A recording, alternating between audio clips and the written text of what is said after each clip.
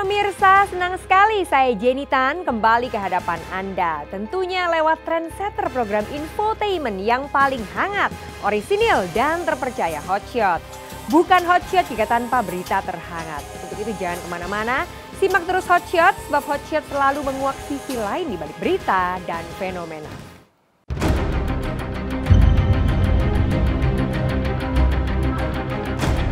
Hari Kamis kemarin, Pengadilan Negeri Jakarta Timur seolah menjadi saksi betapa ketegangan sekaligus atmosfer emosional mengguratkan mendung di wajah Kevin Julio. Bagaimana tidak? Hari Kamis kemarin merupakan sidang puncak vonis putusan Carlos Simonangan sang terdakwa penabrak almarhum Asep Chandra Himawan, ayah Kevin. Sejak awal, sidang yang tidak hanya dihadiri oleh pihak pengacara Kevin, tapi juga Nancy Wijaya, ibunda Kevin, hingga Anita, ibu dari Carlos sang terdakwa tersebut, sudah diselimuti aura ketegangan. Pemandangan inilah yang terbingkai kamera tim Hotshot. Jika pihak Kevin dan ibundanya memilih duduk di bangku bagian kiri menanti dengan tegang vonis putusan hakim, maka Anita, ibu Carlos bersama seorang kerabatnya justru duduk di seberang pihak Kevin tanpa saling bertegur sapa dan saling mengurai sikap tegang seperti ini.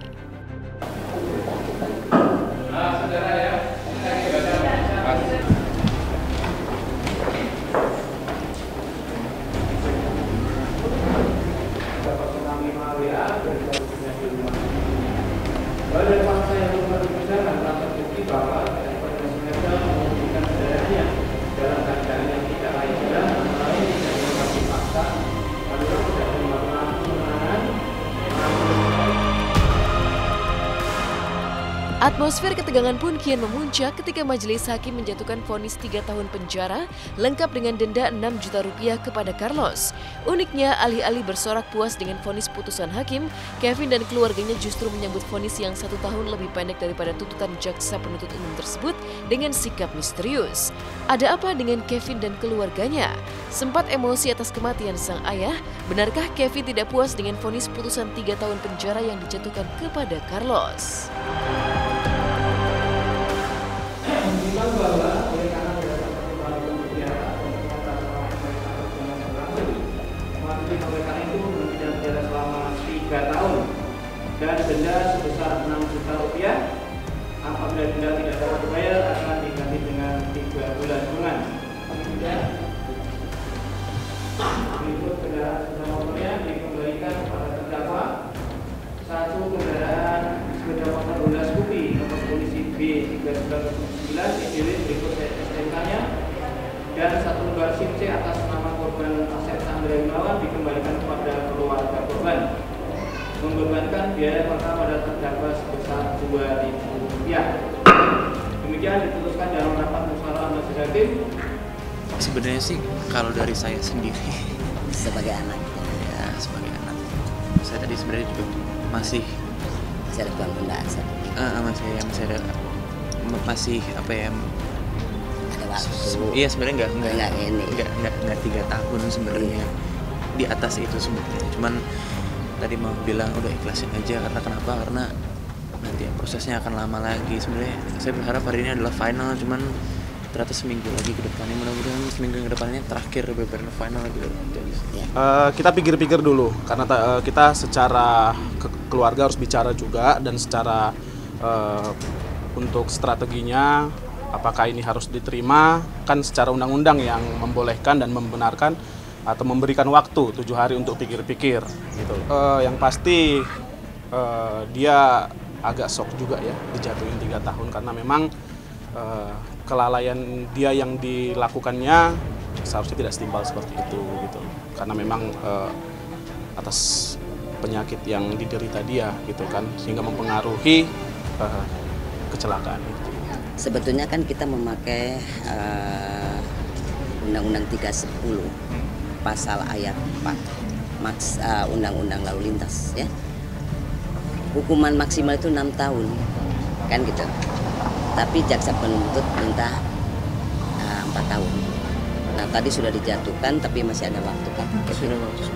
Di 3 tahun dipotong ini, potong itu belum. Jatuhnya 3 tahun.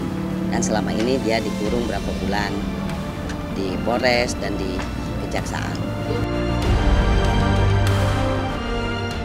Dan mengejutkan, Sikap Carlos dan pihak pengacaranya yang memilih untuk berpikir lebih dulu untuk menerima atau justru menolak dan mengajukan banding vonis putusan hakim konon membuat Kevin gelisah emosional. Sampai-sampai pasca mendengar pernyataan Carlos dan pengacaranya yang menggunakan waktu 1 minggu untuk berpikir, sempat membuat Kevin yang mendadak pucat langsung berunding dengan sang ibunda dan pihak pengacaranya. Sikap Kevin kian membuat Anita ibunda Carlos khawatir dan waspada mengawasi gerak-gerik Kevin karena artis kelahiran Jakarta tahun 1993 itu diam-diam mengikuti Carlos pasca sidang dibubarkan. Apa yang dilakukan Kevin? Tidak mendapatkan vonis sesuai harapan. Mungkinkah Kevin emosi sehingga menemui Carlos pasca sidang? Dengan selesai membaca pesan maka sidang dapat ditutup.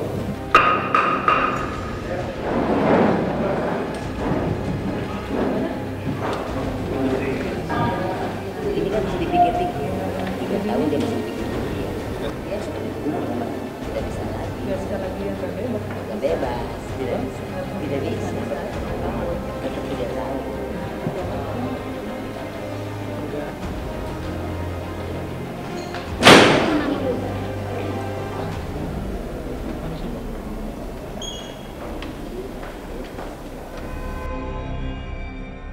Iya, yang mama bilang itu aja sih.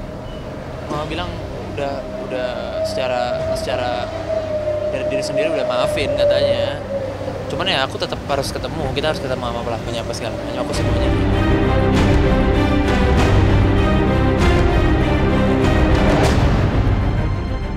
Uniknya pasca menghadiri sidang yang menguras emosi, Kevin masih bisa tegar dan berusaha profesional menjalani syuting sinetron Ganteng-Ganteng Serigala.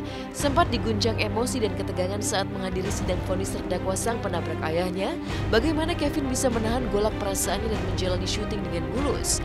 Mungkinkah di hadapan kamera, wajah Kevin yang tampak baik-baik saja justru menyimpan amarah yang terpendam?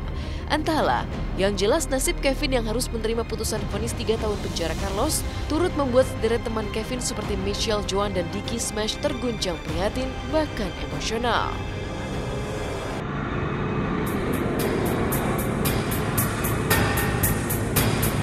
Tadi katanya dapat hukuman 3 tahun penjara dengan denda 6 juta rupiah. Pendapat aku sih, menurut aku itu nggak pantas sih hukuman itu. Karena 1 nyawa yang udah diambil. Betul. Dan setahu aku pada saat kejadian si pelaku sempat ingin mencoba untuk melarikan diri. Ya aku sih ya mau bilang apa sih sebenarnya sebagai teman yang hanya bisa mensupport Kevin. Kita nggak bisa berlaku apa-apa juga sama hukum yang ada. Cuman ya mensupport aja, semoga Kevin bisa menerima apapun kondisi yang mungkin dari keluarga Kevin sendiri dan Kevinnya juga mungkin ikhlas ya supaya ikhlas, supaya bisa menerima apapun itu. Pemidanaan itu bukan hanya seperti orang balas dendam gitu ya, gigi ganti gigi, nyawa ganti nyawa, tidak seperti itu. Kita juga harus lihat bahwa apa manfaatnya dari negara menempatkan terdakwa di dalam lembaga pemasyarakatan misalnya. Memangnya kalau dia di dalam, negara tidak keluar biaya. Bukankah lebih baik dia diobati misalnya sampai tuntas, dia bisa bekerja gitu. Kita jangan lupa juga di persidangan sudah terungkap bahwa keterangan saksi Adri Charles di bawah sumpah menyatakan si terdakwa ini dulu pernah ikut dan diterima jadi siswa polisi gitu, pendidikan polisi, tapi karena penyakitnya itu dia jadi dikeluarkan. Nah ini juga bagian dari bentuk si terdakwa ini bisa kok berprestasi kalau dia diberi kesempatan. Ada pertimbangan yang sayangnya kami kecewa kok hakim tidak menimbang itu tadi. Dia tahu satu rumah sakit, ngomong minta maaf. Sejadi-jadinya dialah kalau kesedihan mau dikeluarin. Tapi kenapa harus ditahan? Kalau andai kata itu malam aja saya tahu bahwa itu yang yang nabrak itu dia. Itu malam aja saya tahu. Jadi pertama kali saya ke UGD itu, saya tanya sama resepsionis, sama satpamnya, sama yang dokter yang merawat itu nggak ada nama adik saya itu. Yang disebutkan malah yang nabrak. Saya cuman karena pikir nggak ada urusan sama dia, kenapa? Kalau andai kata tahu, mungkin saya tambahin dia. Sekalian gitu loh, sekalian. Karena dalam emosi pada saat itu. Tuh. Oh, saya bilang, kalau tahu waktu itu dia, mungkin dokter, mungkin saya bakal diapain nggak tahu deh waktu itu gitu kan. Udah saya hantam lagi waktu itu karena memang gemes pada saat itu. Ya gimana sih tiba-tiba ngilang adik saya meninggal begitu kan.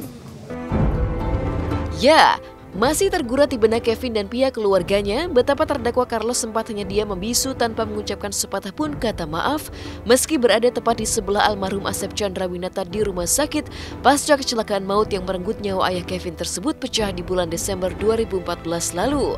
Maka kini ketika Carlos akhirnya diganjar vonis 3 tahun penjara serta denda 6 juta rupiah oleh Pengadilan Negeri Jakarta Timur, mungkinkah Kevin puas dan akhirnya bisa berdamai dengan kematian sang ayah yang konon masih membuat Kevin dan ibundanya terpukul hingga kini?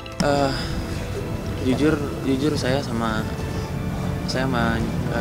mama sendiri sebenarnya udah terlalu capek untuk ngurusin ini sebenarnya. Jadi mama pun dari kemarin juga bilang sama aku bahwa udahlah ikhlasin aja, kita kan orang baik, kita orang yang beragama gitu ya. Ya ini namanya takdir udah nggak bisa dipungkiri lagi. Buat Kevin sama Tante Nancy, semoga bisa ngelewatin masa-masa sulit yang udah kalian alamin, cobaan yang udah dialamin, bisa dilewatin dengan baik, bisa ikhlas, ngejalanin semuanya, dan semoga benar-benar bisa memaafkan orang yang bersalah itu, dan semoga udah gak sedih-sedih lagi deh ke depannya.